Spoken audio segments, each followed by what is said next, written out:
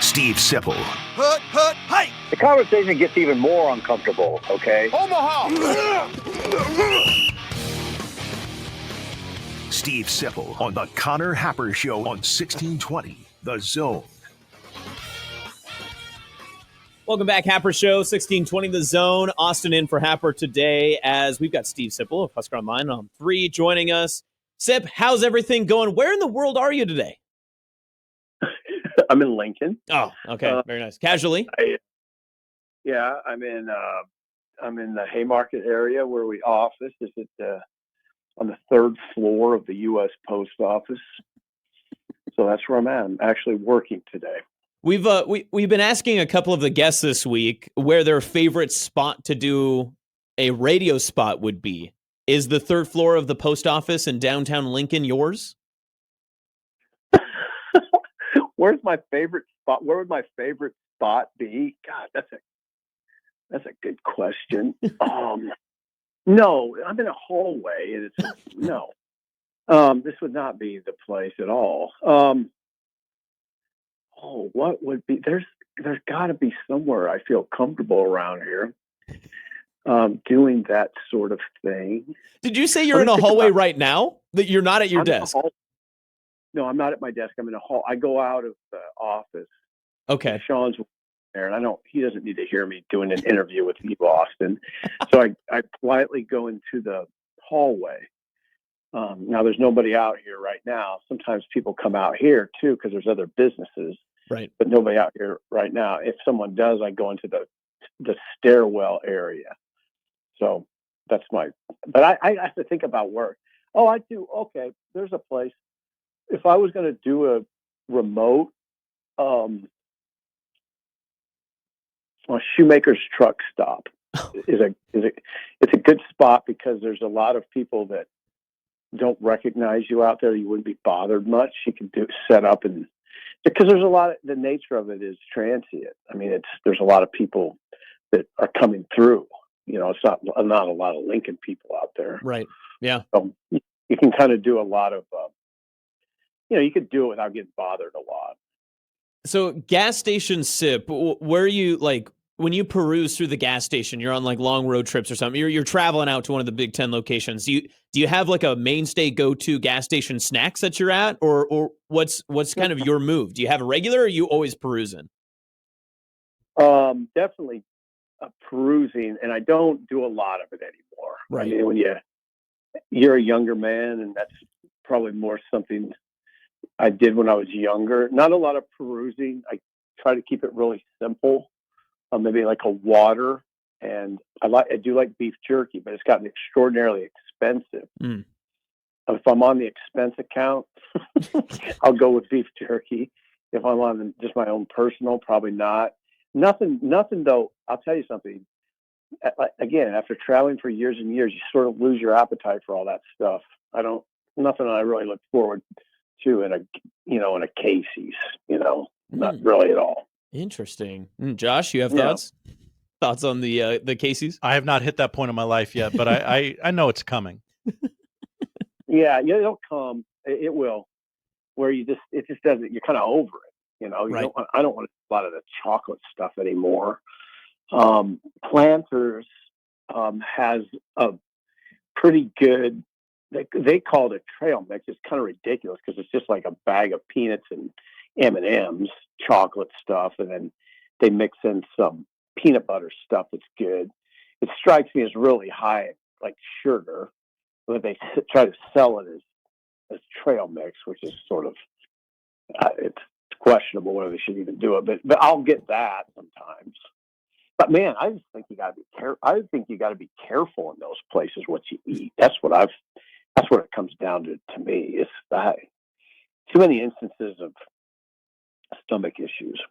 Yeah, and especially that's the trick with gas station food is you have to get back into your car, usually with other people.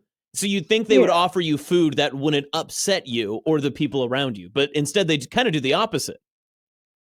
Yeah, I'm kind of just over the whole thing. Like, water. I mean, really, my answer is water. It's safe. It's good for you, and that's all I really need. And I'm 58. I just don't even get that hungry anymore. where I'm going in there thinking I got to get something. No, not really. I really don't. Okay, I love it. All right, Steve Sipple, Husker Online and On 3, joining us today on the Connor Happer Show. Sip, we've all seen it, the new Memorial Stadium aesthetics in the end zones. Did you have a preference between kind of the, what would you describe it, like the new not italics, like Times New Roman font that's on the field, or would you have preferred script Huskers? Did you have a preference on either side? You scared me for a second. I thought you were talking about like the stadium redesign. No. I'm like, holy God, we've all seen it. I haven't seen it. This is interesting. Wow. No, I have not. I guess I have seen the end zones. I like the block, whatever.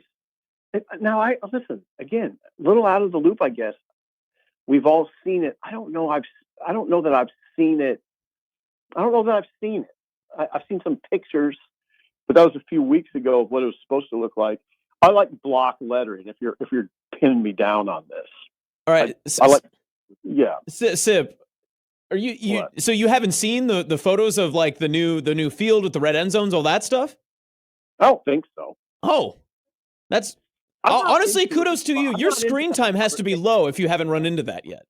No, I'm gonna tell you something right now. That kind of stuff, I've never been overly enamored. They're going to play on a field and they're going to paint the end zones. And it doesn't really. It's true. That sort of stuff doesn't do much for me. I do like the idea of red end zones. Okay. I mean, how they paint the wording, just doesn't do much for me. Okay. But I'm looking forward to seeing a nice new field. It'll look nice, I'm sure. Yeah, absolutely. You can't argue that. I'm just a little bit shocked that you haven't been able to see these end zones yet. But nonetheless, if you've been able to scour your way around that part of the internet, that's pretty impressive. Go ahead. I'll check it out. Okay, that's what we like to hear. We just got done discussing the Lane Kiffin comments from a couple of days ago about the 16-team college football playoff with no automatic qualifiers. I'm pro that. I think that that's actually the right way to go. It won't happen, but I think that in like a neutral universe, that's the right way to do it. Do you see it that way, or do you prefer to see the automatic qualifier formats that they've pitched? I couldn't agree with you more on that. I saw the column yesterday. Andy Staples wrote about it on 3 National Writer, and he said exactly what you just said, Austin. It makes so much sense. And that's why it'll never happen. Mm-hmm. I mean, just on a very base level, I like the idea because you can explain it to people and they can understand. It's just the best 16 teams. How about that? Yep. Instead of, hey, what do you think about 4-4-2-2-1-3? And okay, what are we talking about? Well, certain teams get these absurd, or certain conferences get these absurd automatic berths. It's absurd. Mm-hmm. That's the world we're in my opinion. That we're doing this before the season. We're awarding automatic qualifiers before a season, which is done in no collegiate sport other than football, oddly. So no, I'm 100% with Lane on this, and I think that's the way it should be. If only because you can walk into Super Saver and ask a random sports fan, "Hey, explain the college football playoff to me." And they could just say, "Well, it's the top. You seed the top 16." Mm-hmm. Beautiful. Yep. But it'll never happen because the conference commissioners, the TV executives, mainly those guys, the university presidents, it'll have to be much more complicated than that. Steve Sipple of Husker Online on 3 joins us here on the Connor Happer Show. Sip, there's the kickoff times announced yesterday for Nebraska football, and there was a slight adjustment. The Nebraska-Minnesota game that will be played at Minnesota got moved to a Friday on the date change, and it comes a week after Nebraska's at Maryland. So there was a little bit of some chagrin that came up from Husker fans about the travel schedule it doesn't feel like there's enough focus on that necessarily. I think maybe that'll be more of an in-season conversation when we get to that moment. You can already tell like that Monday press conference will be, oh, it's a shorter week, all that sort of stuff. My question for you, is that something that Nebraska, as like the administration, the athletic department, the football team, whoever, Troy Dannon, Matt Rule, whoever it is, can they say and tell the Big Ten, no, we're not going to do that for player safety, for other reasons? Or is that a done deal where it's their hands are tied behind their back and there's nothing that they can do? Well, I think their hands are tied. Whatever, if they're told to play at 3 a.m. on the moon, you pretty much have to do it.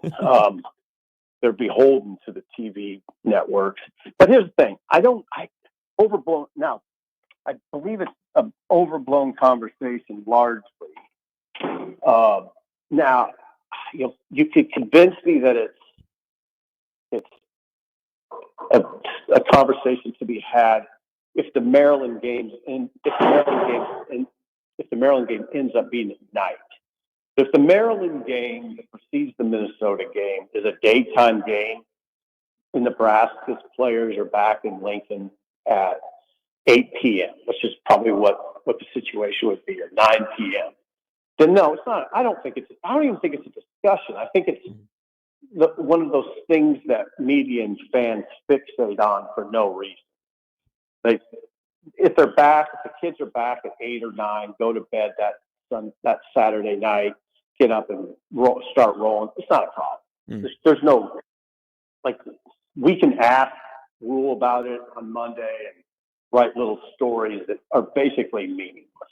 I mean, so now again, if Nebraska and Maryland, if that's a nighttime kickoff, maybe there's a conversation. And then they get back super late, early in the morning, shortens the week even more. But until I see that game become a night game, it's not even a discussion in my mind. Sip, we were kind of talking about this a little bit earlier, but I'm curious your thoughts on Troy Dannon had said earlier this week about the success of Nebraska fans filling up a neutral site, quote unquote, with Arrowhead Stadium, selling over 60,000 tickets. Do you see this as maybe a potential benefit for the Huskers, especially the football team, to use a neutral site game without the loss of a home game, obviously, that they could utilize this to maybe not build the brand or just to be able to get out to a different location like Arrowhead? Do you think that's something we could see more regularly?